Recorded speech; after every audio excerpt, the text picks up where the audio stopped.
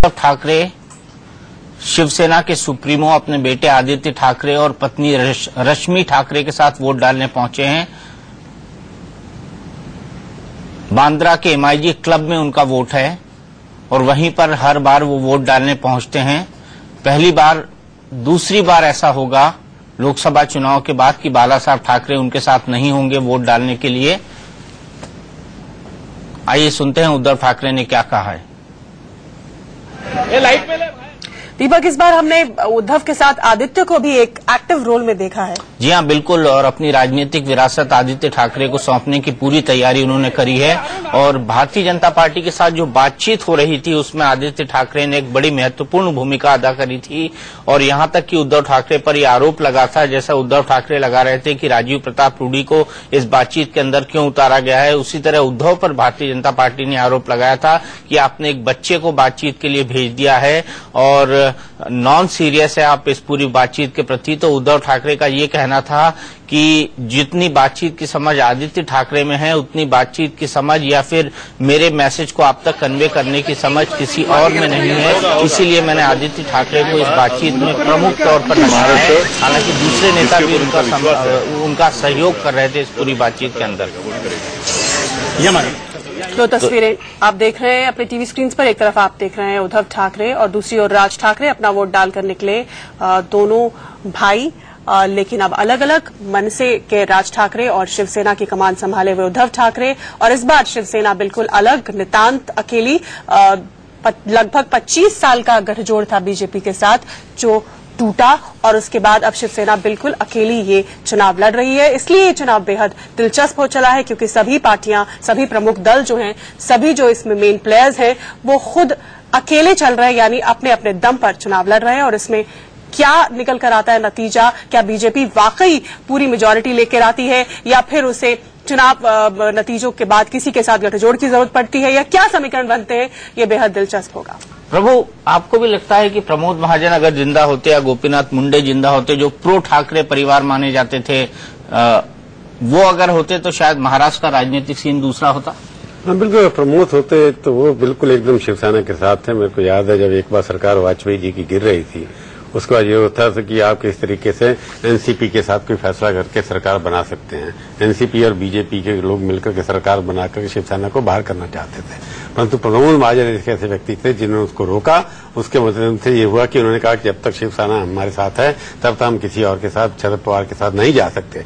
तो इस लेवल पर आ गए थे कि वो शरद पवार जबकि सपोर्ट करना चाहते थे वाजपेयी जी की और उसके बदले में अपनी सरकार बनाना चाहते थे, उसके ऊपर भी प्रमोद महाजन नहीं माने। इतना कमिटमेंट था शिवसेना और बीजेपी के बीच में, और प्रमोद महाजन और वाजपेयी जी की अच्छी बनती थी, इसलिए वाजपेयी जी ने ओवर रूल कर दिया अपने पार्टी के बाकी नेताओं को जो शरद पवार के साथ एक तरह से गठबंधन करना चाहते थे। तो मुझे लगता है कि अगर पवार अपने जहां पर महाजन साहब होते तो शायद दिल्ली में भी स्थिति बहुत बदल गई होती। शायद जो आज आप देख रहे हैं वो शायद उस तरह के नेता भी नहीं होते, उस तरह के अभिनेता भी नहीं होते पार्टी के अंदर जो अगर प्रमोद महाजन होते। तो प्रमोद महाजन अपने आप में एक हस्ती थे। केवल महाराष्ट्र की शक्ल नहीं बदलती बल्कि देश की शक्ल भी शायद और होती अगर प्रमोद महाजन होते। आलोक जी, अगर महाराष्ट्र के राजनीतिक परिदृश्य की बात करें तो बीजेपी और शिवसेना का कॉम्बिनेशन बिल्कुल एक श्योर शॉट विक्ट्री, जीत का कॉम्बिनेशन माना जा रहा था। आपको क्या लगता है बीजेपी ने यह रिस्क आखिरकार क्यों लिया? देखिए दीपक जी, आपने इसी शो में आप बल्कि जब हम लोग बात कर रहे थे और आपने सर्वे भी निकाला था कि यदि अलग हो जाएंगे तो दोनों की स्थिति बहुत खराब होगी। लेकिन जैसा पहले प्रभु जी भी कह रहे थे, ये रणनीति मोदी और अमित शाह की है। अभी तक हम लोग चर्चा में अमित शाह का जिक्र कम कर रहे हैं।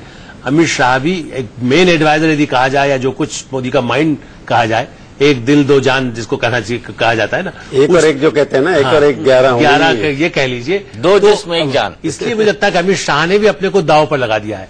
यदि ये ठीक से बहुमत नहीं आता है, मान लीजिए 120 से नीचे महाराष्ट्र में आ जाए और हरियाणा में भी जैसा दिखाई दे रहा है, यदि बहुत ज्यादा स्पष्ट बहुमत नहीं मिलता है तो अमित शाह पर पार्टी के लोग, चाहे वो राजनाथ सिंह हो, सुषमा जी हो, दूसरे और मंत्री हो, उन सबके भी थोड़े से उनका कद बढ़ जाएगा। वो सोचेंगे कि देखिए अमित शाह को आपने सब कुछ सौंप दिया। ये ठीक है कि जबकि इतना आत्मविश्वास है, अभी बीजेपी का कोई नेता जब तक 19 तारीख तक तो कोई मानेगा नहीं, चाहे आप एग्जिट पोल में भी जो परिणाम सामने आए। लेकिन मुझे लगता है कि ये बहुत बड़ा गेम्बल खेला गया है। ये बात मैं जरूर कहूंगा दीपक जी कि यदि राष्ट्रीय राजनीतिक दल, हम लोग जो मीडिया में कुछ लोग ऐसे बत के रहे हैं कि ऐसे जो छोटी छोटी पार्टियां जो हमेशा ब्लैकमेल करती हैं। आप एक बात जोड़ूंगा, सुरेश प्रभु, जिनको फिर से बीजेपी में जरा प्रतिष्ठित करने की कोशिश हो रही है बीजेपी सरकार में, सुरेश प्रभु को किस तरह से हटाया गया था। बाल ठाकरे ने एक फोन किया बिकॉज वो अपना जिसको कहते हैं ब्रीफकेस नहीं पहुंचा पा रहे थे, जितना अटैची पहुंचाने थे पैसे का, और बिजली जैसा महत्वपूर्ण मंत्रालय था, और उनको रातों रात हटाने की मजबूरी अटल जी जैसे प्रधानमंत्री को हुई। तो ऐसे गठबंधन से बेहतर है कि कोई एक तानाशाही जैसा प्रधानमंत्री हो, लेकिन कम से कम ब्लैकमेल से बच सके। मायावती ब्लैकमेल करे, जयललिता ब्लैकमेल करे, शिवसेना ब्लैकमेल करे, और शिवसेना महाराष्ट्र और हरियाणा में सबसे ज्यादा पैसा कमाई के धंधे बहुत वहां होते हैं राजनेताओं के। उससे भी यदि मुक्ति मिल सकेगी तो ये उपलब्धि होगी, और नहीं मिल सकेगी तो फजीयत भारतीय जनता पार्टी में अमित शाह के लिए ज्यादा बढ़ेगी। मोदी को तो अभी कोई हटा नहीं पाएगा, लेकिन अमित शाह के लिए जरूर कांटे बोने शुरू हो जाएंगे। अमित शाह के लिए कांटे बोने शुरू हो जाएंगे। रामकृपाल जी, अमित शाह का सक्सेस क्या इस बात पर टिका हुआ है कि हरियाणा और महाराष्ट्र में पार्टी किस तरह का प्रदर्शन करती है? देखिए, मैं ये नहीं मानता हूं कि सिर्फ इसी बात पर टिका हुआ है, क्योंकि जब एक स्ट्रेटेजी, आलोक जी बहुत सही बात कर रहे हैं, तो मैं भी है, जहां तक मुझे खबर है, हालांकि अंदरूनी ये गलत भी हो सकती है, सही भी, एक एक सीट का सारा उन्होंने निकाला हुआ है अमित शाह ने पूरा। और आगे की रणनीति ये है कि अगले 10 साल तक मोदी किस तरह से स्ट्रांग रहें, उसके लिए राज्यों में बीजेपी का विस्तार किस तरह से हो, ये पूरा एक खाका और रणनीति तय की गई है। उस रणनीति में ही ये था कि जिन राज्यों में हम, चूंकि अब जो जैसे 25 साल पहले की बात की जा रही है, याद रखिए कि 25 साल पहले बीजेपी कभी भी इतनी मजबूत पार्टी नहीं थी। वो एक मजबूत पार्टी थी जिसको किसी न किसी की बैसाखी लेकर के, चाहे केंद्र में वाजपेयी जी की सरकार रही हो या कहीं भी रहा हो, वो जाना पड़ता था। दृश्य बदल चुका है। 288 सीटें लेकर के आप जब यहां पर आए हैं, और महाराष्ट्र में जो वोट परसेंट सारा निकाला गया है कि बीजेपी का वोट ट्रांसफर हुआ शिवसेना को कितना, और कितना वोट शिवसेना का बीजेपी का शिवसेना को ट्रांसफर हुआ है, उसमें जो अंदर इन्होंने निकाला है कि तब भी बीजेपी वहां की नंबर 1 डोमिनेंट पार्टी पिछले लोकसभा चुनाव में भी उभर करके आ रही है।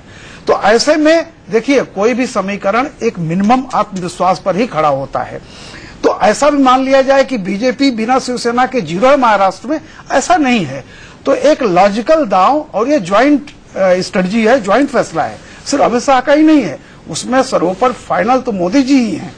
और ये तय हुआ है कि नहीं, अब हमें उन राज्यों में, और चूंकि हरियाणा और ये 2 ऐसे राज्य हैं जहां अगर आप विजय प्राप्त कर लेते हैं, उसके बाद तीसरा नंबर दिल्ली का है, याद रखिए, जहां अभी भी आप पार्टी एक खतरा बना हुआ है।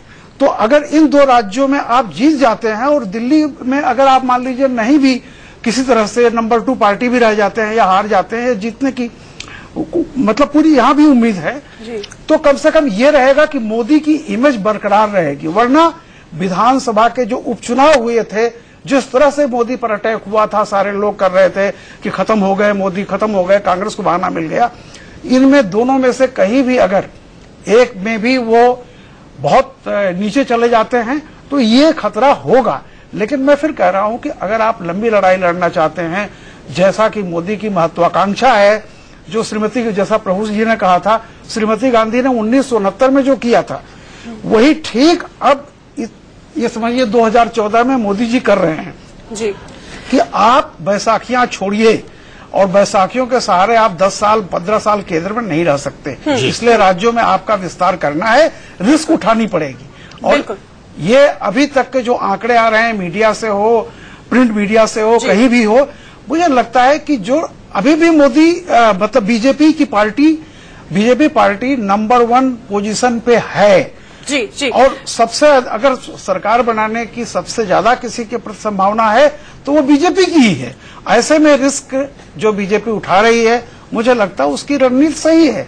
अब फैसला क्या होगा 19 तारीख को, बिल्कुल उसके लिए 19 तारीख को हमें वेट करना होगा, उसका इंतजार करना होगा। रामकृपाल जी हमारे साथ एक और खास मेहमान जुड़े हुए हैं, दो जुड़ गए हैं, प्रवक्ता कांग्रेस की प्रियंका चतुर्वेदी और एमएनएस के प्रवक्ता वागीश सारस्वत। वागीश सारस्वत अगर हमें सुन पा रहे हैं तो महाराष्ट्र की इस महा लड़ाई में जहां चर्चा बीजेपी शिवसेना की हो रही है, गठजोड़ टूटने की हो रही है और उसके बाद क्या दोनों अलग अलग कर पाएंगे, ऐसे में मन से जो आपकी पार्टी है राज ठाकरे खुद को कहां देखते हैं, कहां पाते हैं, किस भूमिका में देखते हैं और कैसा परफॉर्मेंस करते हुए पाते हैं?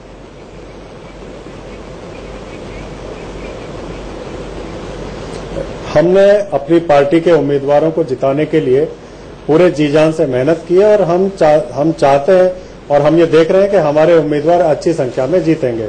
हमें इंतजार करना पड़ेगा 19 तारीख का। इसमें कोई दो राय नहीं है कि जो गठबंधन टूटे हैं उससे जनता का विश्वास भी टूटा है और जनता का विश्वास टूटने की वजह से मतदाताओं में बिखराव हुआ है। अब ये बिखराव किस दिशा में जाता है, किसके पक्ष में ज्यादा होता है, इस पर ही सारा कुछ निर्भर करेगा। लेकिन एक बात साफ तौर पे दिखाई दे रही है कि जिस तरह से लोकसभा के चुनाव में मोदी जी के नाम की लहर थी, इस विधानसभा चुनाव में मोदी जी के नाम की उस तरह की कोई लहर, उस तरह का कोई तूफान कहीं से भी उठता हुआ दिखाई नहीं दे रहा है। तो भारतीय जनता पार्टी के नेता जिस तरह से सपने सजा रहे हैं उस तरह का चुनाव परिणाम सामने नहीं आने वाला है। और मैं सुबह से देख रहा हूं कि मतदान को लेकर के भी जिस तरह से लोकसभा चुनाव में उत्साह था, उमंग थी, वो इस बार विधानसभा चुनाव में थोड़ी सी कम दिखाई दे रही है उसके बनिस्पत, क्योंकि उस वक्त मोदी एक चेहरा था। इस बार के विधानसभा चुनाव में मुख्यमंत्री के लिए कोई एक चेहरा उस तरह से प्रबल, उस वक्त तो आप भी मोदी जी के साथ थे, आप भी उन्हीं का नाम लेते थे, इसलिए शायद इसका नुकसान होने वाला है। देखिए, उस वक्त हम मोदी जी के प्रशासनिक क्षमताओं की प्रशंसा करते थे और वो प्रशंसा हम आज भी करते हैं। मोदी के जैसा जानदार प्रशासक आज भी पूरे देश में दूसरा कोई नहीं है, इसमें कोई दो राय नहीं है। आज भी हम उतने ही बड़े प्रशंसक हैं, लेकिन महाराष्ट्र के मुद्दों पे जिस तरह से मोदी जी की भूमिका होनी चाहिए थी वो नहीं हुई, इसलिए हमने मोदी जी के भाषणों का विरोध किया है। ये व्यक्तिगत नरेंद्र मोदी का विरोध नहीं है, मोदी जी के भाषणों और भूमिका का हमने विरोध किया और वो हम करते रहेंगे। नहीं, किसकी तरफ जाएंगे, उद्धव ठाकरे के साथ या मोदी के साथ? तो चुनाव के बाद आलोक जी का सवाल है, चुनाव के बाद किसकी तरफ जाएंगे, मोदी जी के साथ कि उद्धव ठाकरे के साथ? आलोक जी और दीपक जी, ये बहुत अच्छा सवाल है। सबसे बड़ी बात यह है कि हम और राज ठाकरे जी लगातार ये कहते रहे हैं कि मन से एक एजेंडा लेकर के चल रही है। मनसे का एक जो काम करने का तरीका है वो जिसके साथ सुटेबल होगा, हमारे एजेंडे को, हमारी बातों को, हमारे मुद्दों को जो समर्थन देता है हम उसके साथ आएंगे। और ये कोई प्री प्लान अलायंस नहीं है। इसलिए चुनाव नतीजे आने के बाद सबसे पहली बात तो यह है कि चुनाव नतीजे आने के बाद कहां किसकी उपयोगिता है, कहां किसकी जरूरत है, उसके बाद ही ये सारी चीजें तय हो सकती हैं। चलिए आप हमारे साथ बने रहिए दीपक, एक ब्रेक का वक्त हो रहा है, यहाँ हमें एक ब्रेक के लिए रुकना होगा। हमारे सारे मेहमान हमारे साथ जुड़े, लगातार हम तस्वीरें मतदान की क्या तस्वीर है वो आप तक पहुंचा रहे हैं। एक छोटे से ब्रेक के लिए रुक रहे हैं, लेकिन ब्रेक पर जाने से पहले आपको एक बार फिर याद दिला दें कि आज शाम 5 बजे से लगातार आप देखेंगे इंडिया न्यूज पर सबसे सटीक एग्जिट पोल दीपक चौरसिया के साथ। आप देखते रहिए इंडिया न्यूज।